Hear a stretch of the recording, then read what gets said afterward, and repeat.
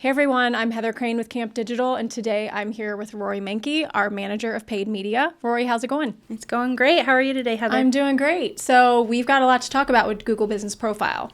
Yeah. So Katie and Jared were recently in New York at a Google, I think it was a local summit, and they came back with a lot of updates. So what can you tell us? Yeah, so there's a lot changing in GBP. I would say the biggest thing is Google's given us some clarity on how to get reviews, but also how not to get reviews. So Google has definitely come out and said we don't want people to be soliciting reviews in exchange for payment or discount off of services. Google doesn't often tell us exactly how to play by the rules. So when they do, it's really important to listen. They've also said not to use scripts, so saying include our text name for a discount or for them to get a bonus. That's a no-no. And then also, in addition, they're using Google Gemini AI in order to do things like track for review spikes or even track the IP address where those reviews are coming from. If a tech in the home is handing over a tablet to get a review, that's not allowed anymore. Correct. Google Gemini is going to be able to flag that. And then what you might see is that review might get taken down or, even worse, you might see a suspension come from that. So I know we always say GBP is super important. Like what is happening lately that's making it seem like it's even more important than we thought? I think, when Google is paying attention to a platform and putting more effort behind it, that's where we should be paying attention. So Google's come out, especially at the event that Katie and Jared just attended in New York, and they were talking about how they're reorganizing their internal teams to make sure that GBP is more connected than ever.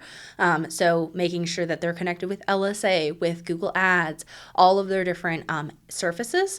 And so where Google goes, we have to go because we want to make sure that we're optimizing to make sure that we're showing up in every possible way. And like I know Katie always says too, like when Google gives, that much real estate on the search engine results page to something, like we need to make sure we're paying attention and we're paying attention for our clients as well. So yeah, huge, very important. Okay, so tell me, if I'm a business owner watching this, like what should I do tomorrow to stay ahead of the curve with all of these changes? Great question. So definitely what you want to be doing is looking at any internal policies you have around review generation.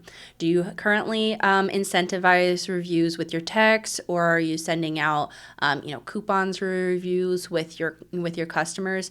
I would take a look at those policies and make changes.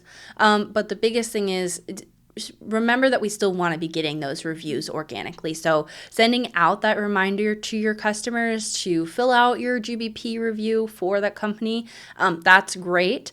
Don't be sending out a script with it necessarily, but still send out that review request. Okay, so I've heard that GBP results are going to now be showing up in GA4, Google Analytics.